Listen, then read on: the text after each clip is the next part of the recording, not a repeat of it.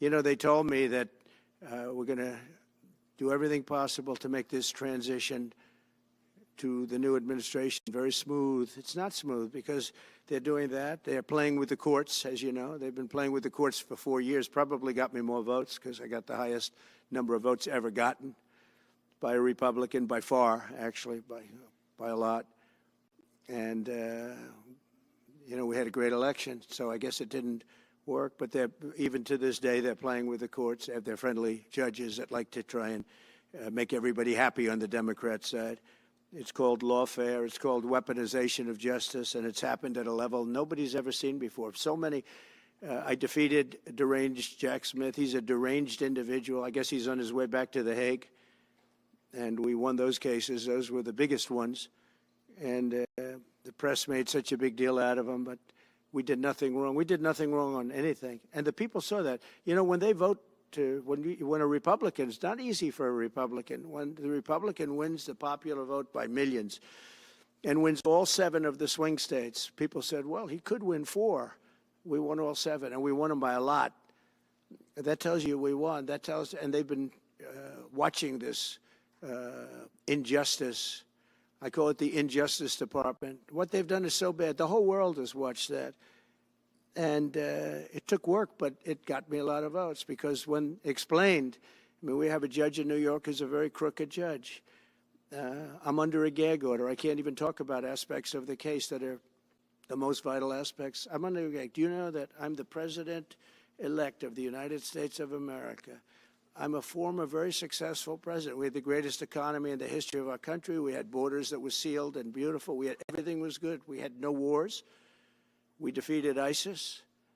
We had no wars. Now I'm going into a world that's burning with Russia and Ukraine, with Israel. You took a look at that attack on October 7th, the attack on Israel, with the horrible way they got out. Not the fact that they got out. I would have been out before them, but we would have been out of Afghanistan with dignity and strength as opposed to looking like a bunch of fools with 13 dead and many, many badly, horrifically injured. Nobody ever talks about them.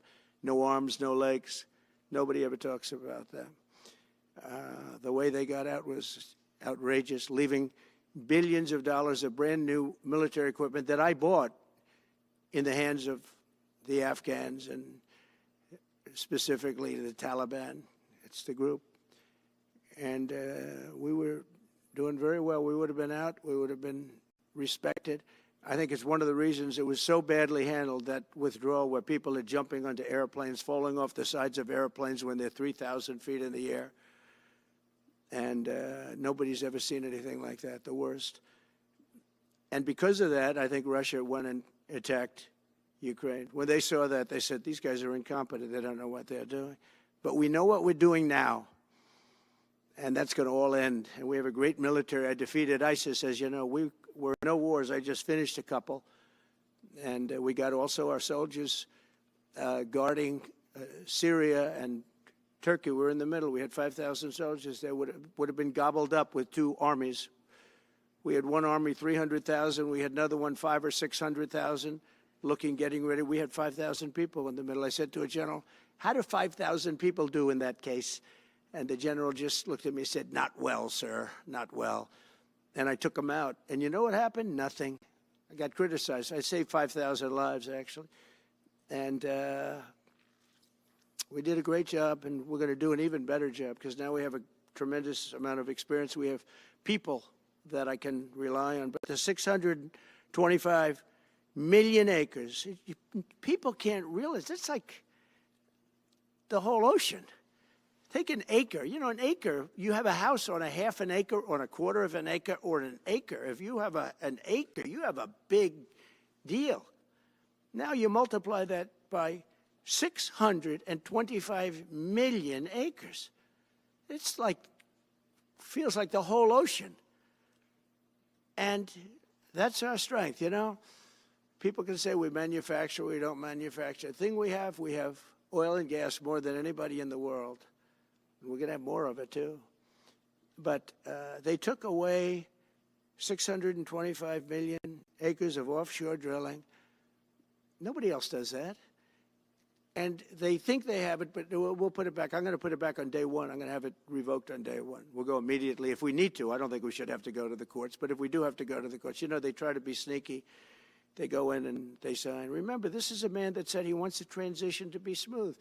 Well, you don't do the kind of things. You don't have a judge working real hard to try and embarrass you, because I did nothing wrong. By the way, I did nothing, absolutely nothing wrong.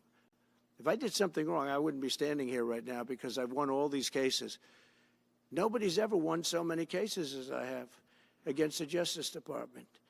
I mean, Jack Smith had cases all over the place. People were being subpoenaed. Lives were being ruined. They were spending everything they had, money. We were helping them out. We had to. They were subpoenaing people that had no idea what they were even talking about. That's a sick group of people. And it was all to influence the election. It was all a fight against a political opponent. We've never had that in this country. We have had that in certain countries. We've had that in third-tier countries. We've had that in banana republics, but we've never had that in a place like the United States. I don't even know if it's been on a small level. I'm sure it has been on a small level, but this was the largest level ever. They brought this moron out of The Hague. He's a mean guy. He's a mean, nasty guy. His picture was perfect, because you look at his picture, you say, that's a bad guy with his robe, his purple robe.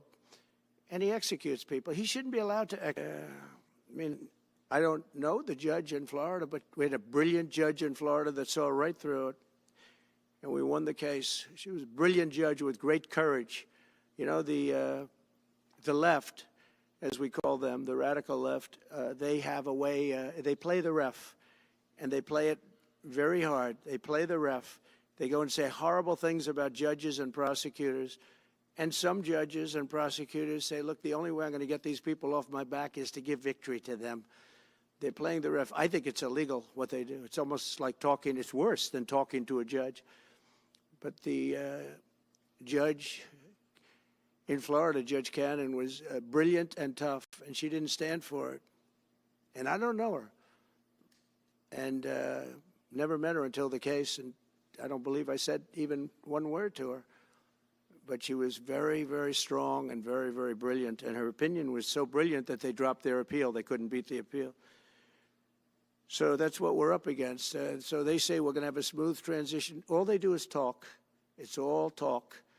Everything they do is talk. We're going to have a smooth transition. And then they take 625 million acres and they essentially landmark it so you can't ever drill there again. Well, we're going to be drilling soon. We're going to be opening up Anwar. We're going to be doing all sorts of things that nobody ever thought was even possible.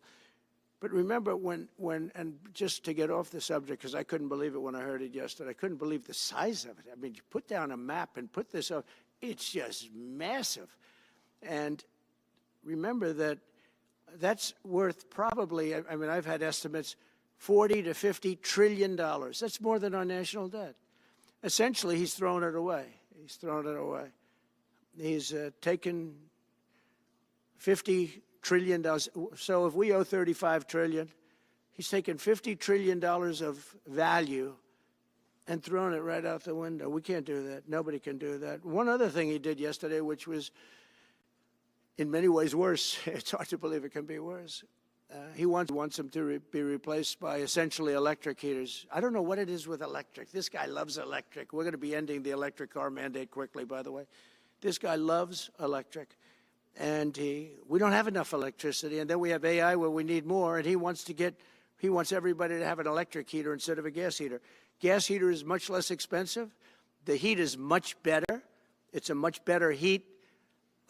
As the expression goes, you don't itch. Does anybody have a heater where you go and you're scratching? And that's what they want you to have. They don't want you to have gas where you don't have the problems of the electric. And the source is plentiful. They're much cheaper to operate. They're much better. They work much better. They look much better. 60% of homes and apartments have gas heaters. He wants them all removed quickly. These people are crazy. There's something wrong with them. There's something wrong with them. They also want to go back, and they have already started that, to when you buy a faucet, no water comes out because they want to preserve. Even in areas that have so much water, you don't know what to do. It's called rain. It comes down from heaven. and they want to do no water comes out of the shower. It goes drip, drip, drip. So what happens? You're in the shower 10 times as long, you know. No water comes out of the faucet. You want to wash your hands. They want to go back to even stronger than what they have right now. As you know, I ended that policy. You can have all the water. But these are all things. They want very, very little water to go into your dishwasher, almost none. And you know what people do? They just keep pressing, pressing, pressing, keep it going. They end up using more water. Likewise, washing machines. They want in your washing machine to have very little water coming out of the washing machine. So when you wash your clothing, you have to wash it 4 times instead of once. You end up using more water. We're a party of common sense, and things that I'm telling you now is really all about common sense. On January 20th, we'll turn the economy around very quickly, because right now when I think of our economy, I think about inflation. That's what we have. We have inflation, I believe, at a level that we never had before. There's never been anything like it. And over the next 4 years, the United States is going to take off like a rocket ship. But really, it's already doing it. If you take a look, just last month, SoftBank announced the $200 billion. I think it'll be 200. He said between 100, and I said, how about making it 200? And he sort of said yes, but let's say it's 100, but it might be 200, right, Brian? Dollars, United States, creating more than 100,000 jobs. Hussein just announced a tremendous investment that he's going to make, and that's money that's in the bank. He's going to come and do it, and he'll do a great job, and he'll build the best centers in the country, I guarantee, because I know the way he builds. Since my election, the stock market has set records. The S&P 500 index has broken above 6,000 points for the first time ever, never even close. In a single month, small business optimism soared 41 points. It's not a 41. It went up 41 points. And that's the largest in the 39-year history of the group that does it. According to Gallup, the American people's confidence in the economy has just surged to the highest level in history. That's why I have a news conference like that. I take the greatest business leaders in the world. I say, hey, do you want to say you're going to invest the money? They're not looking for news conferences. They're saying, what am I doing here? They go in and they invest money, but it's good to know where the smartest business people in the world are investing, and they're investing in the United States. So we've done this all in 2 months of not being there. You know, we haven't been there. And it's pretty amazing, and we think we're going to do some really great things, really great things. We're being respected again all over the world. The Panama Canal is a disgrace, what took place at the Panama Canal. Jimmy Carter gave it to them for $1, and they were supposed to treat us well. I thought it was a terrible thing to do. You know, it was the most expensive structure ever built in the history of our country, relatively. It would be the equivalent of substantially over $1 trillion today. We lost 38,000 people. Think of it, 38,000 people, they died from malaria, mosquitoes. They were unable to stop the mosquitoes. They paid people 5 times more to take the job. Many of those people died. We gave it away for $1. But the deal was that, you know, they have to treat us fairly. They don't treat us fairly. They charge more for our ships than they charge for ships of other countries. They charge more for our Navy than they charge for navies of other countries. They laugh at us because they think we're stupid, but we're not stupid anymore. So the Panama Canal is under discussion with them right now. They violated every aspect of the agreement, and they've morally violated it also. And they want our help because it's leaking and not in good repair. And they want us to give $3 billion to help fix it. I said, well, why don't you get the money from China? Because China's basically taken it over. China's at both ends of the Panama Canal. China's running the Panama Canal.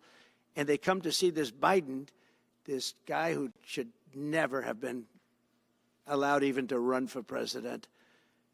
Of course, she shouldn't have either, because that never happened. I had to be 2 people, not 1.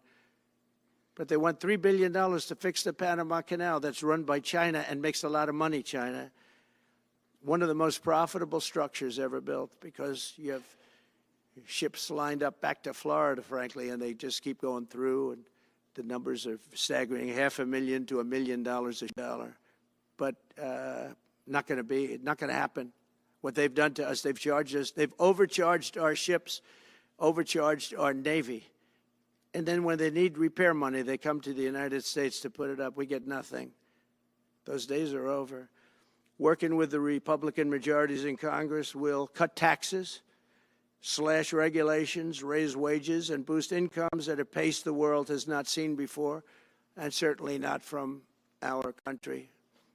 We had a big chunk of it for the first 3 years prior to COVID coming in my administration. We had the greatest economy in history. We cut the most regulations in the history of our country, and I did that all in 4 years, by 4 times more than any other president cut. We did that in 4 years, and we were just getting started. We'll impose new tariffs so that the products on our stores will once again be stamped with those beautiful words, made in the USA. And we are not treated well, as you know, by Canada. Canada is subsidized to the tune of, they don't essentially have a military. They have a very small military. They rely on our military. It's all fine, but, you know, they got to pay for that. It's very unfair. I have so many great friends. One of them is the great one, Wayne Gretzky. I said, run for prime minister. You'll win it'll take 2 seconds. But he said, well, am I going to run for prime minister or governor? You tell me. I said, I don't know. Let's make it governor. I like it better. But no, something's going to have to be done. Same thing with Mexico. We have a massive deficit with Mexico, and we help Mexico a lot. They're essentially run by the cartels, and can't let that happen. Mexico's really in trouble, a lot of trouble. Very dangerous place. And we're going to be announcing at a future date pretty soon. We're going to change, because we do most of the work there, and it's ours. We're going to be changing, sort of the opposite of Biden, where he's closing everything up, essentially getting rid of $50 to $60 trillion worth of assets. We're going to be changing the name of the Gulf of Mexico to the Gulf of America, which has a beautiful ring that covers a lot of territory. The Gulf of America, what a beautiful name. And it's appropriate. It's appropriate. And Mexico has to stop allowing millions of people to pour into our country. They can stop them.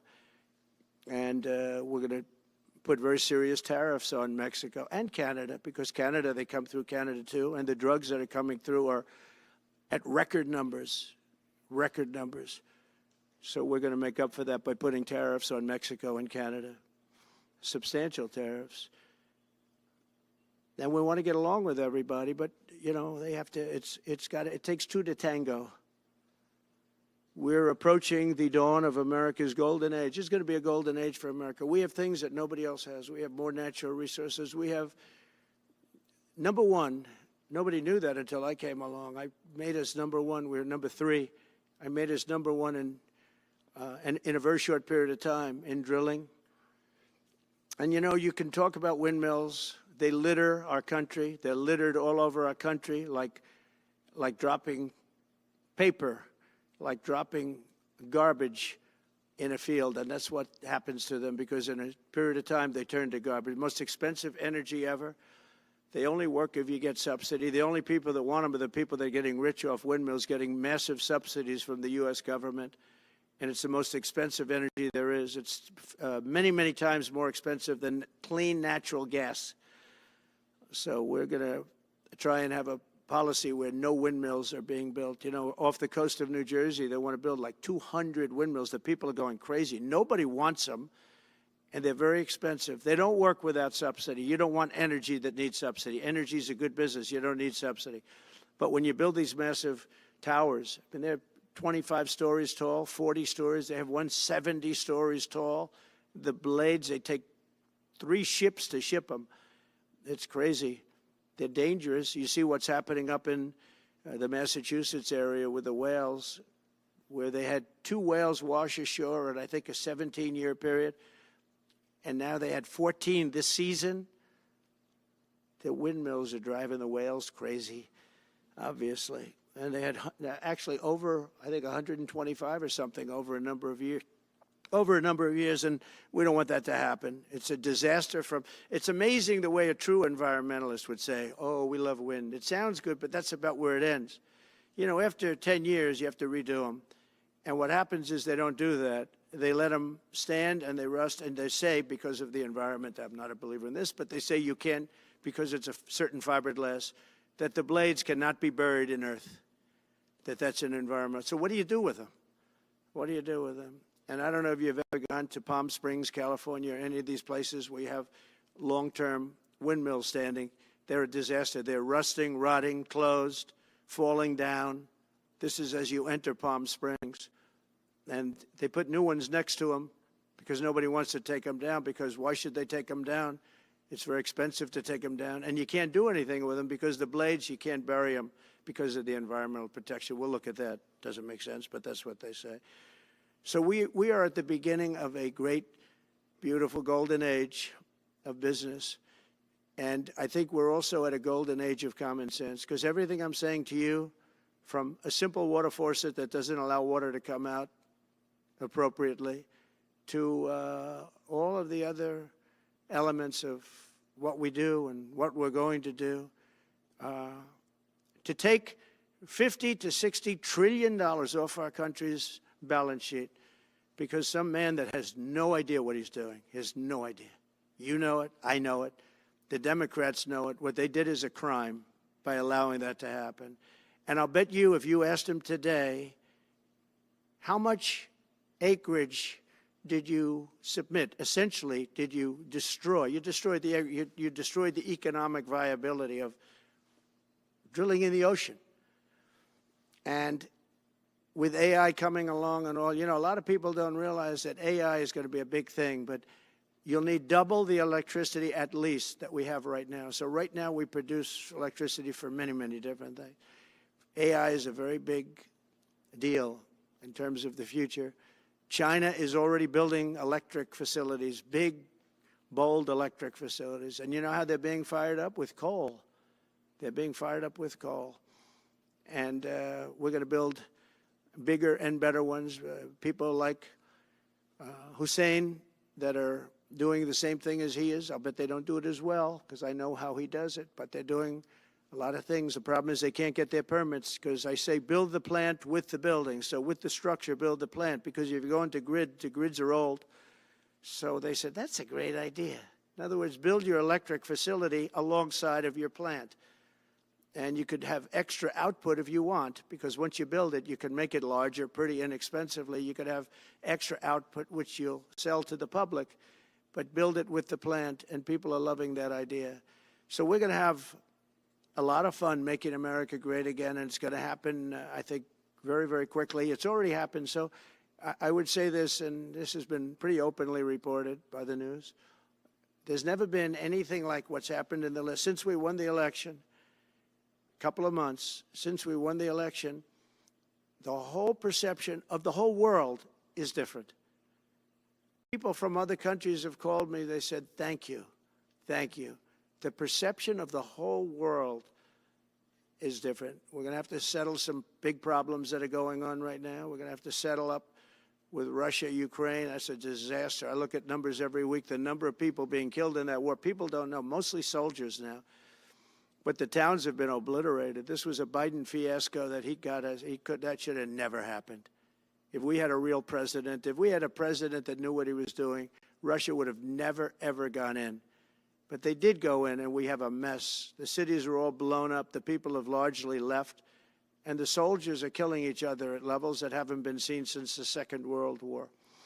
So we'll have to get that one straightened out, too. That's a tough one. Much tougher than it would have been before it started, I can tell you that. A deal could have been made just by an average deal maker. Deal could have been made on that. So thank you all for coming. We'll take a couple of questions. Yeah. Go ahead, please. President, thank you. Wanted to touch on the world on fire that you mentioned, but let's start, if we could, with your references to Greenland and the Panama Canal, so forth. Can you assure the world that as you try to get control of these areas, you are not going to use military or economic coercion? No. And can you tell us a little bit about what your plan is? Are you going to negotiate a new treaty? Are you going to ask the Canadians to hold a vote? What is the Yeah, strategy? And then I if can't that's assure you, you're talking about Panama and Greenland. No, I can't assure you on either of those two. But I can say this, we need them for economic security. The Panama Canal was built for our military. I'm not going to commit to that now. It might be that you'll have to do something. Look, the Panama Canal is China. And we gave the Panama Canal to Panama. We didn't give it to China. And they've abused it. They've abused that gift. It should have never been made, by the way. Giving the Panama Canal is why Jimmy Carter lost the election, in my opinion, more so maybe than the hostages. The hostages were a big deal.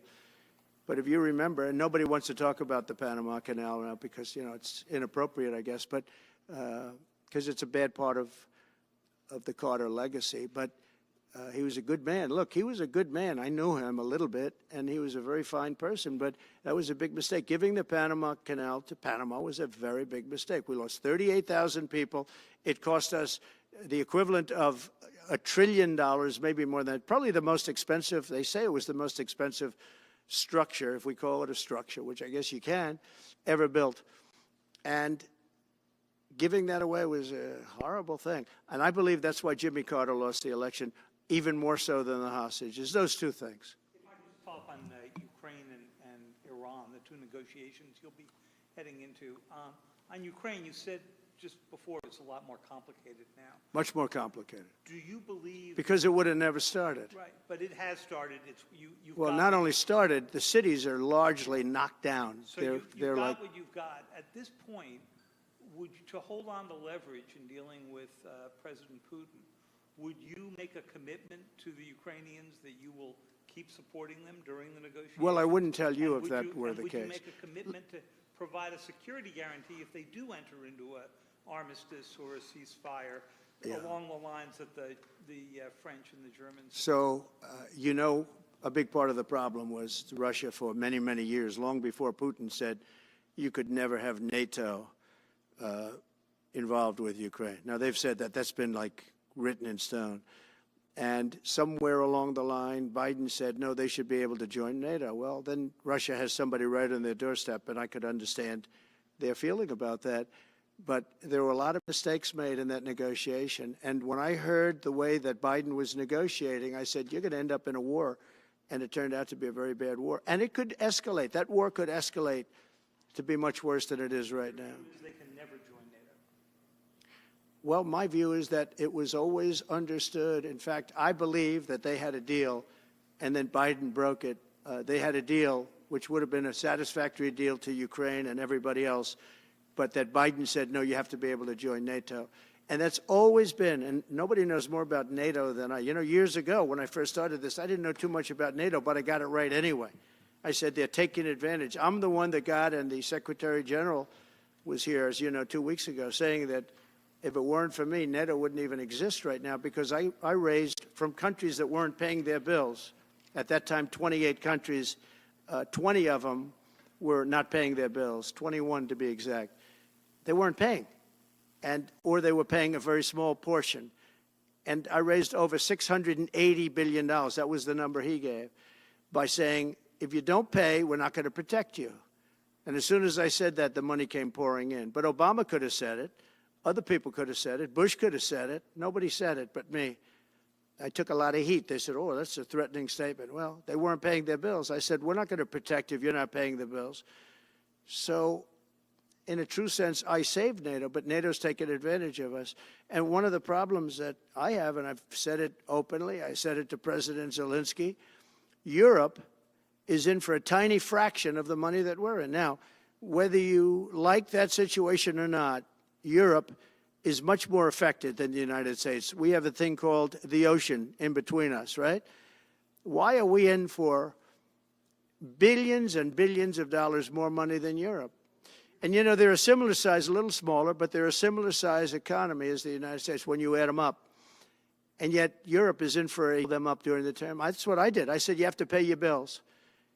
And they all, one stood up. I won't say who. You'll probably have it because the papers, the media hated to report on it. But a prime minister up from a country, you know, our famous meeting of 28 nations with no press, no anybody in the room. He stood up, he says, does that mean if we don't pay our bill, and at that point it was 2%, it should be 5%. It should be 5%, not 2%. But at that point it was 2%, but many people didn't pay. Some people didn't pay anything. But many people were way, including Germany. Germany was at less than 1%. You're going to press for 5%? Well, I think NATO should have 5%, yeah. Well, you can't do it at 2%. I mean, at 2%, every country, if you're going to have a country in a regular military, you're at 4%. I think they should be, you know, they're in dangerous territory. I think it should be, they can all afford it, but they should be at 5%, not 2%. I'm the one that got them to pay 2%. But a gentleman stood up, a prime minister stood up, and he said to me, sir, could I ask you a question? You're saying we have to pay our bills. If we don't pay our bills, will the United States protect us from Russia? I said, if you don't pay, you mean you're delinquent? He said, yes. He said, if you're delinquent, we will not protect you. I took a lot of heat. Although it was somewhat closed door, I took a lot of heat from the media. And you know what happened? The money started pouring in. That's why NATO has money. And the Secretary General said it was the most incredible thing he had ever seen in a negotiation. Now, if I would have said, yes, we will, nobody would have paid. If I would have loved to say, yes, we'll protect you even if you don't pay. But that's not the way life works. Mr. President,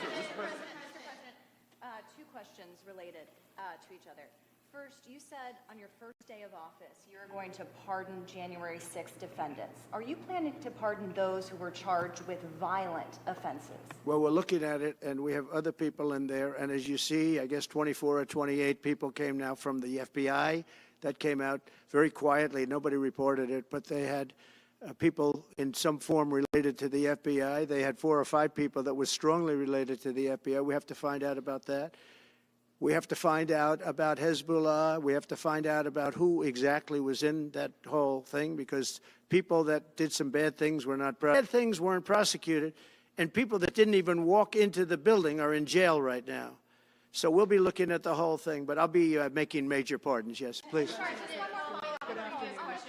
Please. On Jack Smith's report. Good afternoon, Mr. President. It's good to see you again. 2 questions about Syria and the ongoing war in Gaza. About Syria, the Pentagon disclosed last month the U.S. has some 2,000 troops in Syria. That's almost double the number initially we were told of 900. Will you keep that troop capacity the same upon taking over? Well, I won't tell you that because that's part of a military strategy, but I will say it was Turkey. Turkey's been after that country in different names and different forms and shapes for 2,000 years. Those people that went in are from Turkey. And President Erdogan is a friend of mine. He's a guy I like, respect. I think he respects me also. He's the one that didn't go after certain people after I requested that he not. You know who I'm talking about, the Kurds. I don't know how long that's going to, because they're natural enemies. They hate each other. But he didn't do that yet. And he didn't do it in the past also. He started, and I said, please don't do that, and he didn't do it. So, but if you look at what happened with Syria, Russia was weakened, Iran was weakened, and he's a very smart guy. And he sent his people in there through different forms and different names, and they went in and they took over, and that's the way it is. I'm sorry, I don't mean to interrupt you. Do you have concerns about HTS taking control of By the way, I Syria at this have point? the envoy here. Is that in the back? Standing with my son, Eric, is Steve Witkoff, who's just got back from the Middle East, and he's done a fantastic job. He's a great deal maker.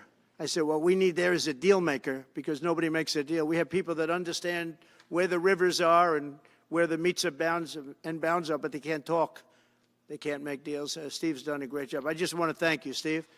You've been working endlessly for months, and he's working specifically on the hostages, trying to get them back. Well, that was my second question. Is Hamas Steve, come up for a second. Maybe you might want to say a couple of words.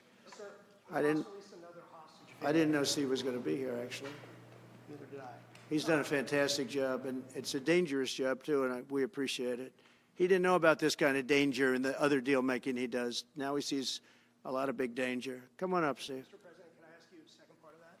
Hamas Yeah, released just one another second, hostage please. video. I'm going to give you a little report on the hostages, if I can. Steve? Thank you very much. Thank you, Mr. President. Wow. Well, I think we're making a lot of progress, and I don't want to say too much because I think they're doing a really good job back in Doha. I'm leaving tomorrow back to go to Doha, but I think that we've had some really great progress, and I'm really hopeful that by the inaugural, we'll have some good things to announce on behalf of the President. I actually believe that we're working in tandem in a really good way, but it's the President, his reputation, the things that he has said that are driving this negotiation. And so hopefully it'll all work out and we'll save some lives.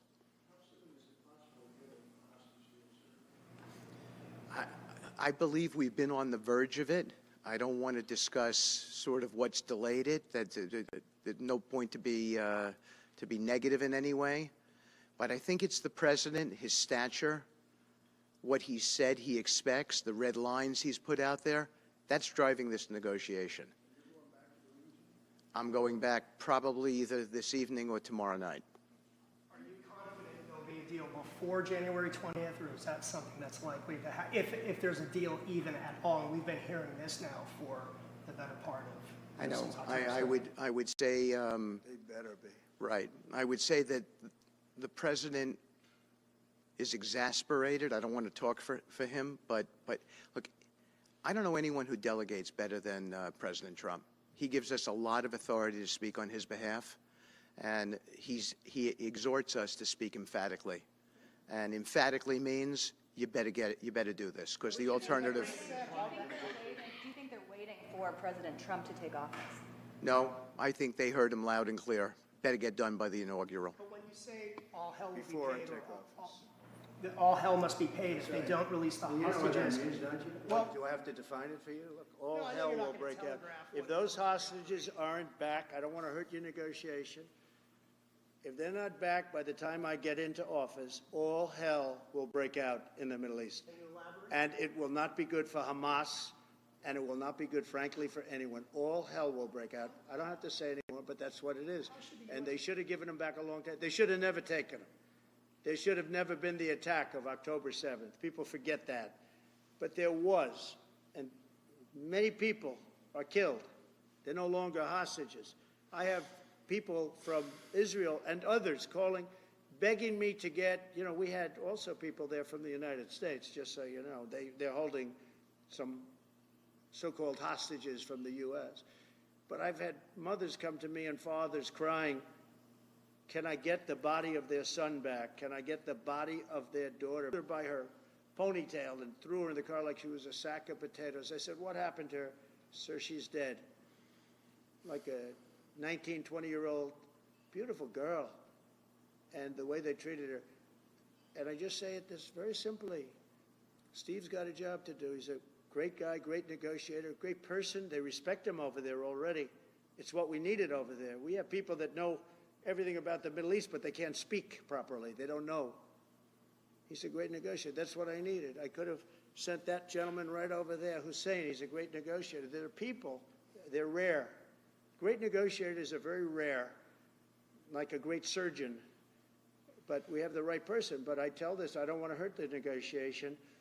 If the deal isn't done before I take office, which is now going to be 2 weeks, all hell will break out in the Middle East. Okay? Thank you, Mr. President. You've done a great job. Thank you.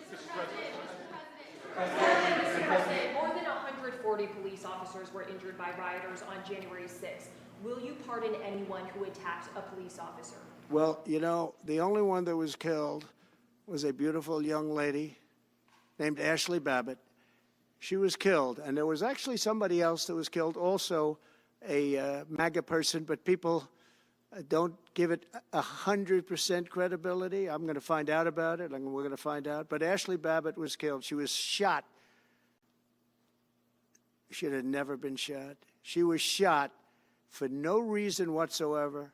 In fact, they say that she was trying to hold back the crowd, and the crowd was made up of a lot of different people, so we'll see. But I will tell you this, the person that was killed was Ashley Babbitt. The other thing is, when they talk, there was never charges of insurrection or anything like that. But if there were, this would be the only insurrection in history where people went in as insurrectionists with not one gun, okay? And let me tell you, the people that you're talking about have a lot of guns in their home for hunting and for shooting and for entertainment, a lot of good reasons. But there wasn't one gun that they found. And why didn't they find the bomber, the pipe bomber? You know, they know who the pipe bomber is. The FBI knows who it is. The status of the FBI has gone down so far, and the status of the DOJ, or as I call it, the Department of Justice, it's the Department of Injustice. It's being laughed at all over the world. And hopefully with Pam Bondi and with Kash Patel and with other people that we're putting in, that will all come back. If you do a poll in the FBI, I guarantee I'm at like 90% with the agents of the FBI, but they have hurt that incredible place. Could I see this? I would have given them, I actually told them, come in anytime you want. You could see anything. They raided the house and the case was dismissed. And now I'm in litigation. I'm suing them for doing that. And I feel so badly doing it. I'm the president of the United States, and I'm suing the United States, but I'm suing them for other things, too.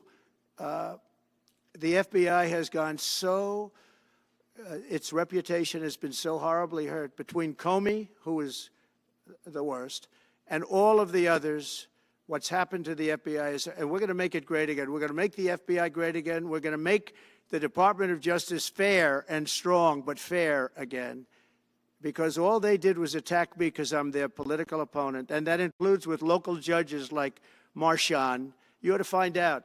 Ask them, why do I have a gag order where I'm not allowed to speak? Think of it.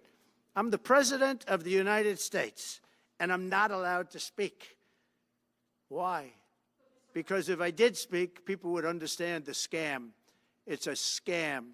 And we have very dishonest judges, and New York judges are very bad. We had one that valued this house at $18 million because it was good for their case. He actually valued that chandelier is worth more than $18 million. He valued this house as $18 million. And we have another one who was so nasty, so horrible, such a brute, a most vicious, vile person. These are New York judges. But we've won most of the cases, so we're very happy about that.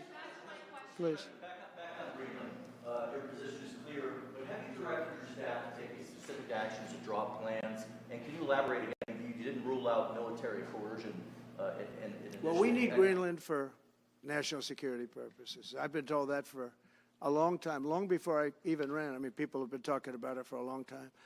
You have approximately 45,000 people there. People really don't even know if Denmark has any legal right to it. But if they do, they should give it up because we need it for national security. That's for the free world. I'm talking about protecting the free world. You look at, you don't even need binoculars. You look outside, you have China ships all over the place. You have Russian ships all over the place. We're not letting that happen. We're not letting it happen. And if Denmark wants to get to a conclusion, but nobody knows if they even have any right, title, or interest. The people are going to probably vote for independence or to come into the United States. But if they did do that, then I would tariff Denmark at a very high level. Have you asked your staff to draw plans for acquisition? I mean, are you active? No, we're not at that stage, but we have people. I haven't even entered office yet. Secondly, sir, Elon Musk has drawn some criticism and a lot of attention for some of his actions and provocative statements about foreign affairs, including in Europe. Your reaction to that, is that appropriate for... You mean where he likes people that tended to be conservative? I don't know the people. I can say Elon's doing a good job, very smart guy. I don't know the people you're talking about. He was, I know he said some negative things about a couple of people that are running for office, but that's not so unusual. Yes, please. I wanted to ask you about Ukraine and Putin. How soon do you anticipate going to meet with Putin to discuss the Ukraine situation? Well, I can't tell you that, but I know that Putin would like to meet. I don't think it's appropriate that I meet until after the 20th, which I hate, because, you know, every day people are being, many, many young people are being killed, soldiers. You know, the land is very flat, and hundreds of thousands of soldiers from each, many hundreds of thousands from each side are dead, and they're laying in fields all over the place. Nobody to even collect. There's landmines all over. It's a disaster. But it's very flat. It's great. It's farmland, and it's very, very flat. And the only thing that stops a bullet is the human body. And the human body is stopping a lot of bullets. Within the I hope first so. 3 to 6 I hope to have 6 months. No, I hope long before 6 months. Look, Russia's losing a lot of young people, and so is Ukraine.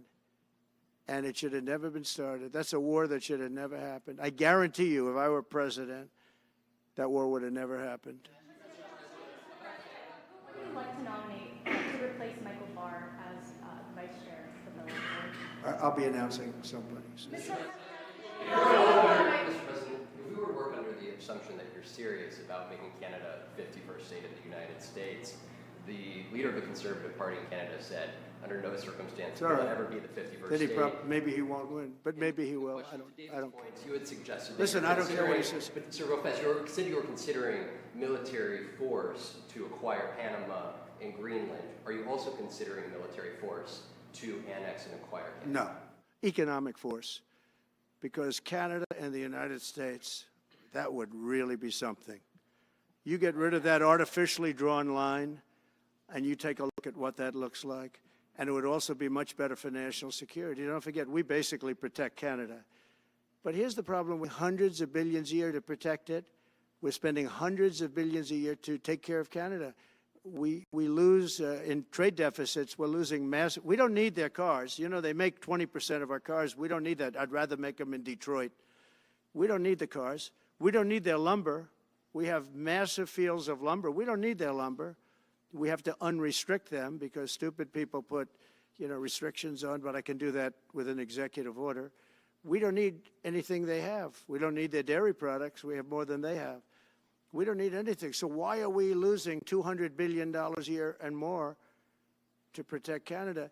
And I said that to, as I called him, Governor Trudeau. I said, listen, what would happen if we didn't subsidize you, if we didn't, because we give them a lot of money. We help them. As an example, we're buying icebreakers, and Canada wants to join us in the buying of icebreakers. I said, we don't really want to have a partner in the buying of icebreakers. We don't need a partner. But no right. Nope, no right. Here's what we have. We have a right not to help them with their financial difficulties because we owe $36 trillion too. We're going to start knocking it out pretty fast. But why are we supporting a country, $200 billion plus a year? Our military is at their disposal. All of these other things, they should be a state. That's why I told Trudeau when he came down. I said, what would happen if we didn't do it? He said Canada would dissolve. Canada wouldn't be able to function if we didn't take their 20% of our car market. They send us hundreds of thousands of cars. They make a lot of money with that. They send us a lot of other things that we don't need. We don't need their cars, and we don't need the other products. We don't need their milk. We got a lot of milk. We got a lot of everything, and we don't need any of it. So I said to him, well, why are we doing it? He said, I don't really know. He was unable to answer the question, but I can answer it. We're doing it because of habit, and we're doing it because we like our neighbors, and we've been good neighbors, but we can't do it forever, and it's a tremendous amount of money. And why should we have a $200 billion deficit and add on to that many, many other things that we give them in terms of subsidy? And I said, that's okay to have if you're a state. But if you're another country, we don't want to have it. We're not going to have it with European Union either. European Union, we have a trade deficit of $350 billion. They don't take our cars. They don't take our farm product. They don't take anything. And so we're not going to have it with them either. Brian, go ahead. Yes. Happy New Year, by the way. Thank you. We have some breaking news. You may not be aware of this, but it looks like Canon has blocked the DOJ from releasing the Smith's report until further court proceedings. Get your thoughts on that. That's a big story. Yeah.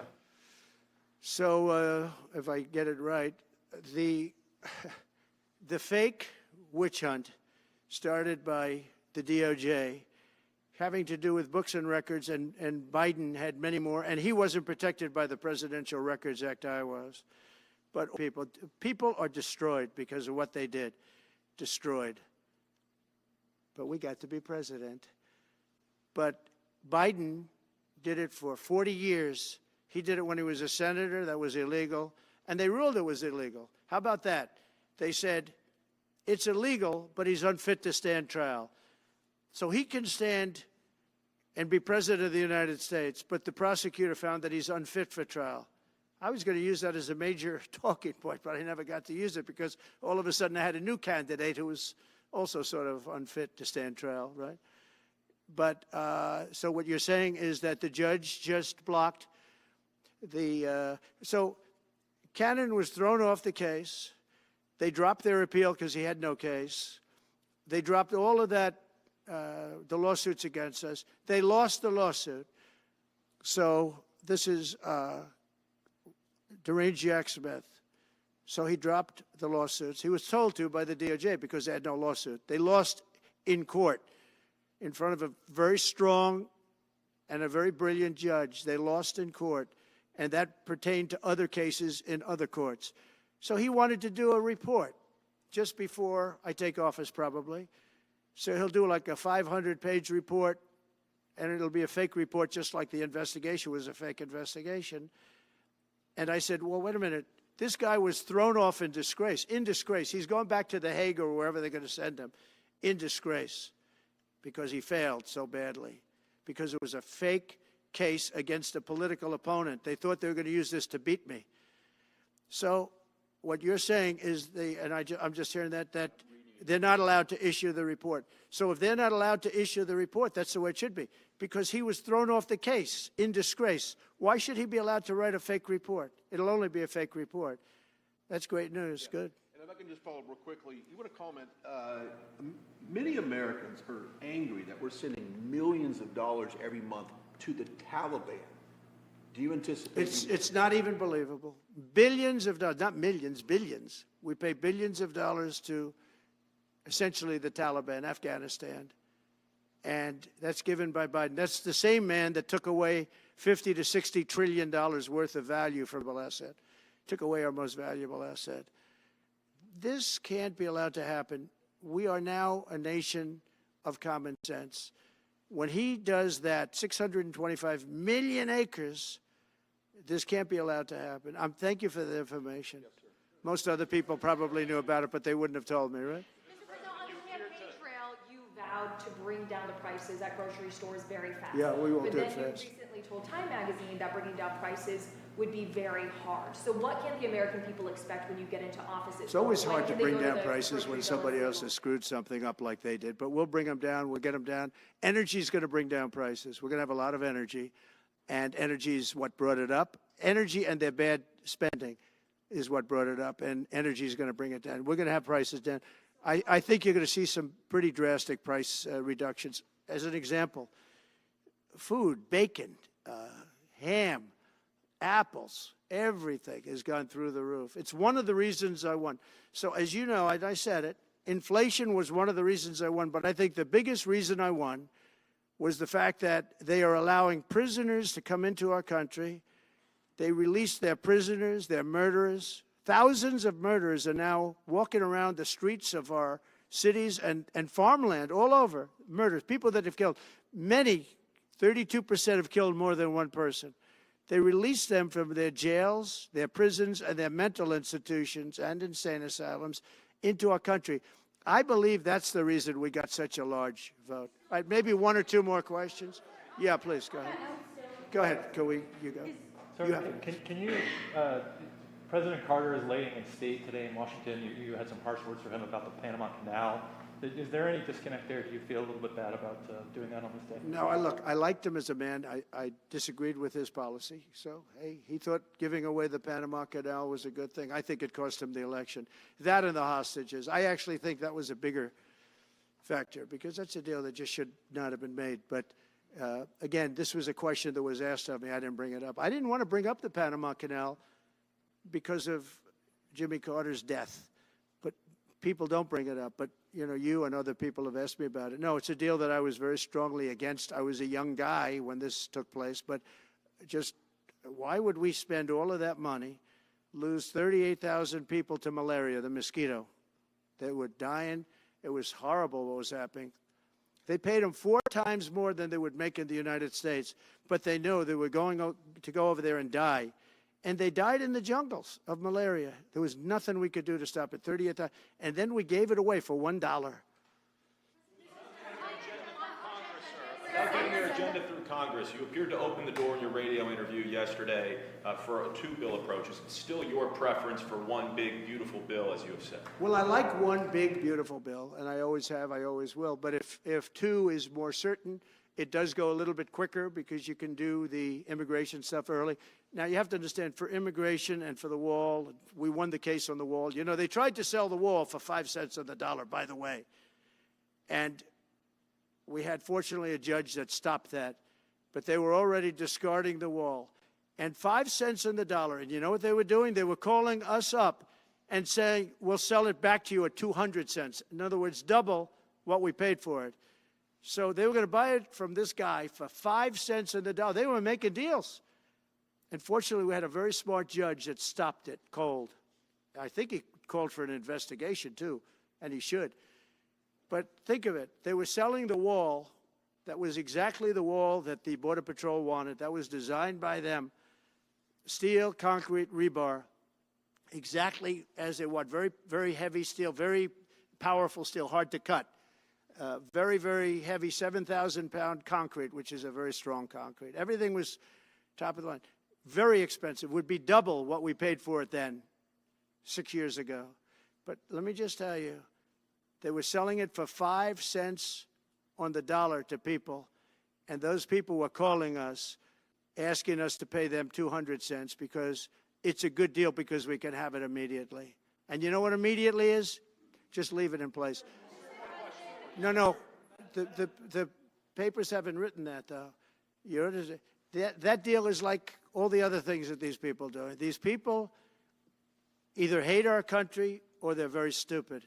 And I don't believe they're stupid because nobody can cheat on elections like they cheat and be stupid. They either hate our country or they're stupid. So remember what I said because nobody wants to report it. They were selling the wall for 5 cents on the dollar and trying to resell it back to us for 200 cents or less, but for 200 cents on the dollar. That's a nice return. Today announced that it will stop putting fact checks on posts on its website.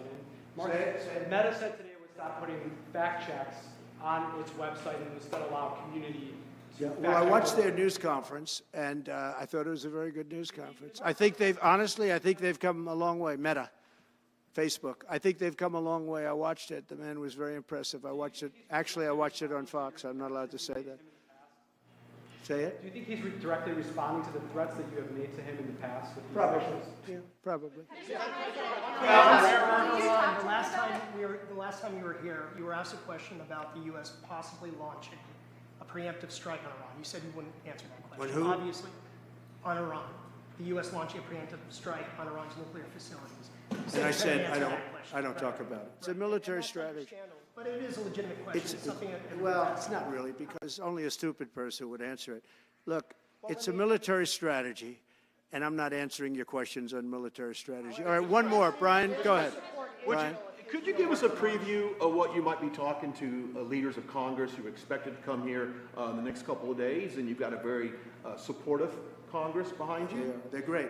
So we have a wonderful Republican Congress. We have a leader that I have a lot of confidence in. I think he's going to be, hopefully, a great leader, a great speaker. And we have a leader, by the way, in the Senate I think has been great. John Thune has been doing a fantastic job. But it goes through the House first. And the question is whether or not we do the 2 bills, the 1 bill. And, you know, look, I can live either way. I like the idea of the one big bill, but I can live either way. But they'll be coming down. The senators also will be coming down. And then ultimately we'll be meeting in the White House in a few weeks. But right now this is the winter season. You know, they sort of call this the winter White House. It was built, I don't know if you know this, Marjorie Meriwether Post and E.F. Hutton built this. It was the greatest of all the estates in our country. And I saved it, and I got a lot of credit for saving it. Most of these big, great houses have been knocked down in Palm Beach, just about all of them, actually. And they, you know, you'd build 10 mansions on one site, but we saved it. But this was built as the Southern White House, and she gave it to the government. And, by the way, Jimmy Carter gave it back. He said it's too expensive for the United States. So I didn't realize that.